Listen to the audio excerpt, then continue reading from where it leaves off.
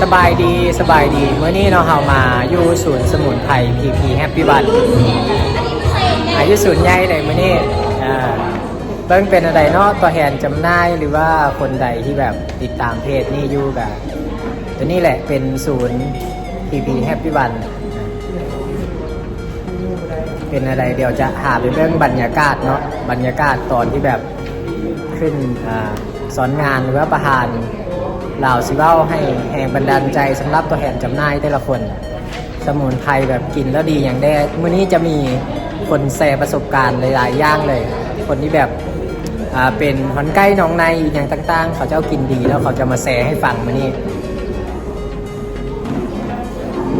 นี่ก็จะเป็นบรรยากาศบรรยากาศเกี่ยวกับการสอนงานคนที่ขึ้นอยู่สอนงานก็คือที่ปรึกษางานที่เหลือคือเพราะว่าปกติถ้าเขามาทำเฟรนมาปุ๊บเขาจะเห็นจะมีหายเนี่ยคัสตันลาขอปีใหม่นี้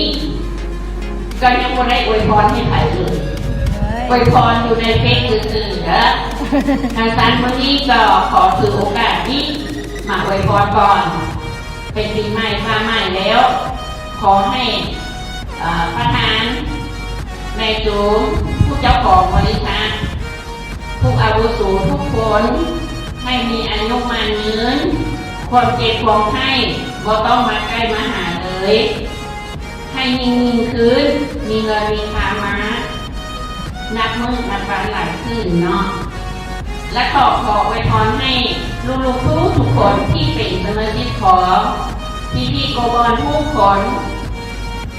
ให้ห่างให้นี้บอกให้เก็บบอกให้จนมีแล้วให้มีอีกมีเรื่อยๆไป